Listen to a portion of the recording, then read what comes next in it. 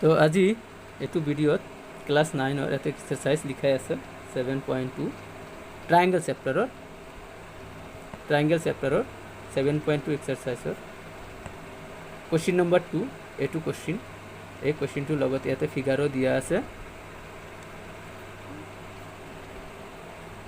তো ফিগাৰটো same figure question দিয়া আছে, কুৱেশ্যনৰ লগত ফিগাৰটো সেম ফিগাৰ মোৰ ইয়াতে কপিতেও লিখা আছে, লাহে লাহে কপিতেও লিখা আছে ইয়াতে।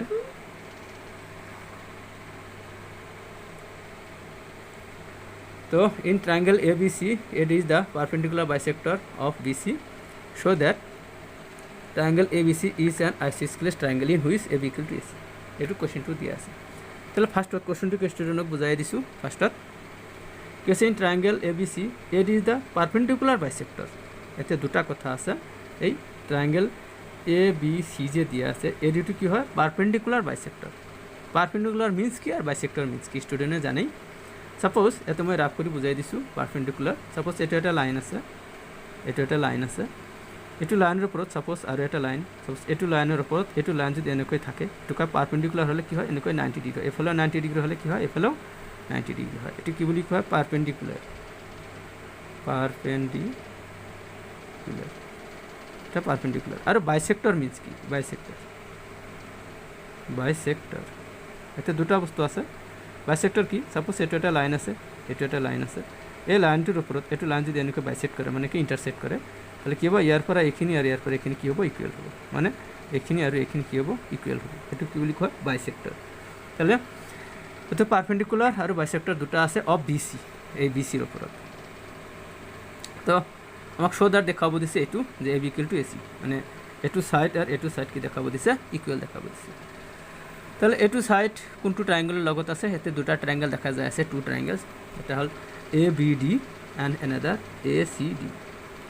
তো আমি যদি AB আর AC এই সাইড দুটো আমি ইকুয়াল দেখাব যাও তাহলে ফার্স্টত আমার কি করব লাগিব এটু ট্রায়াঙ্গেল আর এটু ট্রায়াঙ্গেল কি দেখাব লাগিব কংগ্রুয়েন্স দেখাব লাগিব। যি হোক এই আছিল কোশ্চেনটোৰ থুলমূলকৈ বুজাই দিছোঁ। তাৰপিছত আহক সলিউশন এট ফার্স্ট গিভেন কি দিয়া আছে সেইটোহে লিখিব লাগিব।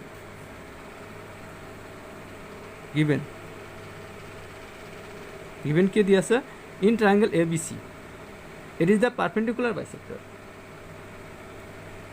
given in triangle ABC comma AD is the perpendicular bisector।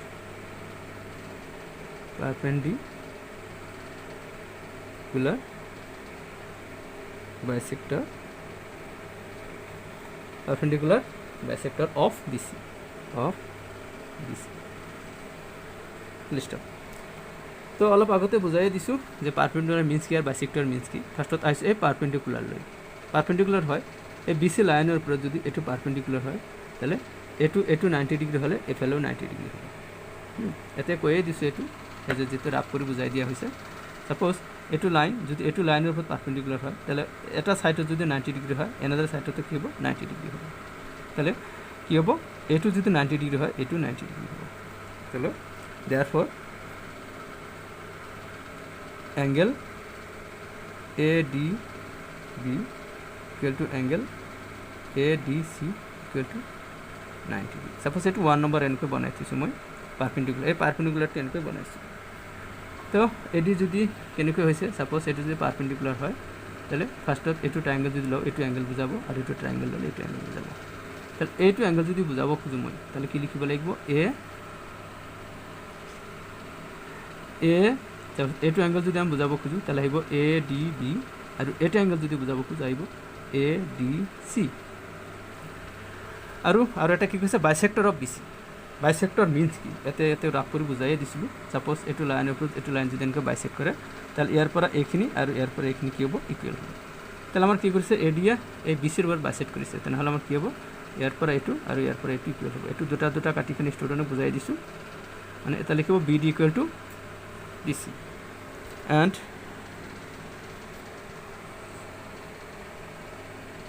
BD equal to CG, এইটো নাম্বাৰ 2।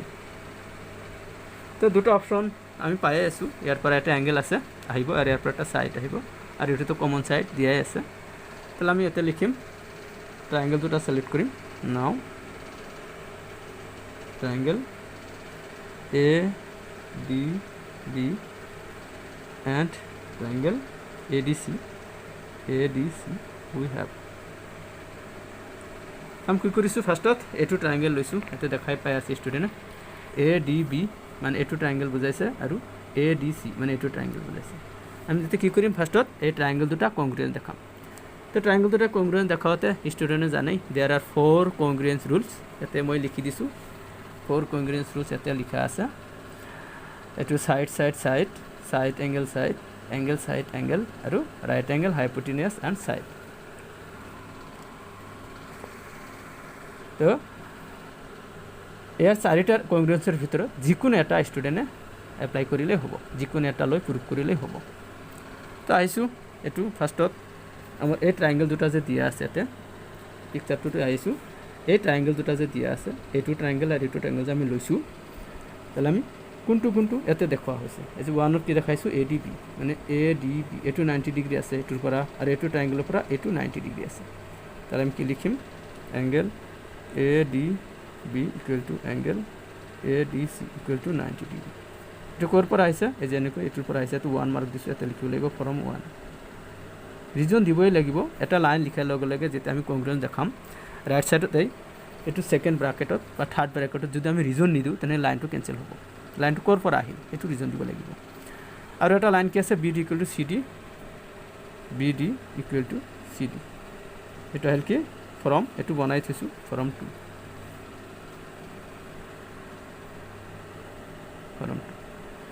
এতে দেখাই দিছিলো কেনেকৈ আহিল BD = CD এই BD = CD কেনেকৈ আহিছে গম পাইছো তাহলে ইয়াৰ পৰা এটো লাইনৰ পৰা এটা ষ্টুডেন্টেৰ অ্যাঙ্গেল দি আছে কাৰণে এটা A পাব আৰু এটো লাইনৰ পৰা এটা S পাব এটা অ্যাঙ্গেল দিয়া নাই মানে কি সাইড আৰু এটো মেইন পিকচাৰত দেখাই দিছো সাপোজ এটো সাইড যে দিয়া আছে এই সাইডটো AD এই সাইডটো AD সাইডটো নহলে কি নহয় এই ট্রায়াঙ্গেল দুটা ফর্ম নহয় মানে এই AD2 কি হৈ আছে এটো ট্ৰায়াঙ্গেলৰ লগতো আছে এটো ট্ৰায়াঙ্গেলৰ লগতো আছে তেনেহলে AD2 হ'ব কি কমন সাইড এই সাইডটো কি হ'ব কমন সাইড এটা AD = AD এটা লিখিব লাগিব কমন সাইড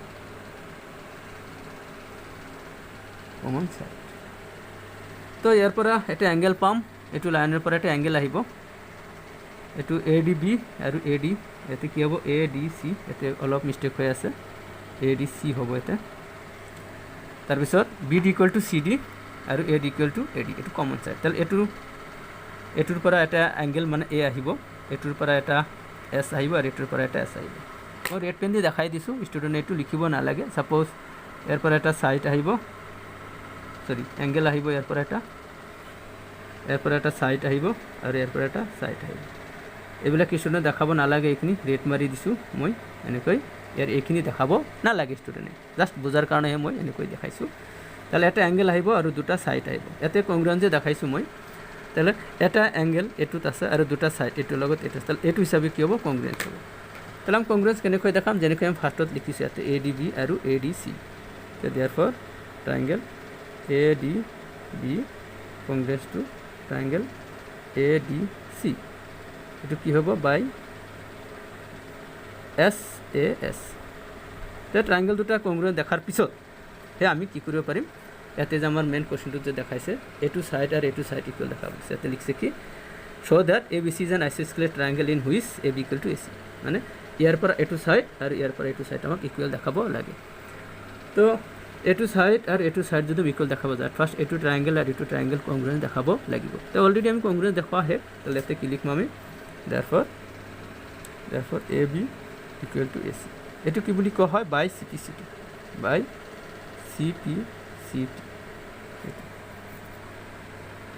তো CPCT মিন্স কি স্টুডেন্ট CPCT লৈ বহুত পাজল হয় আকৌ বুজাই দিছো CPCT মিন্স টু কি যে CPCT মিন্স ফার্স্টত আমি কি কৰিব লাগিব যি দুটা ট্ৰায়াঙ্গেল আমি এতে সিলেক্ট কৰিছো এই দুটা ট্ৰায়াঙ্গেল এতে কংগ্ৰুয়েন্ট দেখাৰ পিছত আমি এইবিলাক এতে যেটো অ্যাঙ্গেল সাপোজ এতে ADB আছে আৰু ADC আছে এটো এতে ইউজ হৈছে তাহলে আমি CPCT ইউজ কৰিব নোৱাৰিম সাপোজ এটো BD আছে CD আছে AD আছে AD আছে তাহলে আমি এটো ইউজ কৰিব নোৱাৰিম কিন্তু আমি AB = AC এটো আমি এটো লাইনত এই তিনটা লাইনত কত আমি ব্যবহার করা নাই মানে ইউজ করা নাই লিখা নাই তেনেহ'লে আমি এই লাইনটো কি দেখাব পাৰিম, এইটো লাইন আৰু এইটো লাইন CPCT দেখাব পাৰিম। CPCT means full form corresponding parts of congruence triangle. Triangle দুটা কংগ্ৰুয়েন্স দেখাৰ পিছত যিবোৰ ছাইড আৰু এংগেল আমি এই ইয়াতে ব্যৱহাৰ কৰা নাই, সেইবিলাক ছাইড আৰু এংগেলহে আমি CPCT দেখাব পাৰিম। এই আছিল আৰু এটা বস্তু ইয়াতে কুৱেশ্যনটোত ৰখি আছে, এইটো যে ছাপ'জ এনেকৈ দুটা ছাইড যদি এনেকৈ এটা ট্ৰাইংগলৰ যদি দুটা ছাইড ইকুৱেল হয়, তেনেহ'লে তাৰ কি হ'ব, ট্ৰাইংগলটোৰ নাম কি হ'ব, আইসোস্কেলেছ ট্ৰাইংগল। তো দেৰফৰ লিখিব লাগিব, দেৰফৰ triangle ABC is an isosceles triangle in which AB equal to AC full stop। এই আছিল আজিৰ প্ৰুফ, কুৱেশ্যন নম্বৰ যিটো আমি 2 এতিয়া প্ৰুফ কৰি ইয়াতে বুজাই দিছোঁ।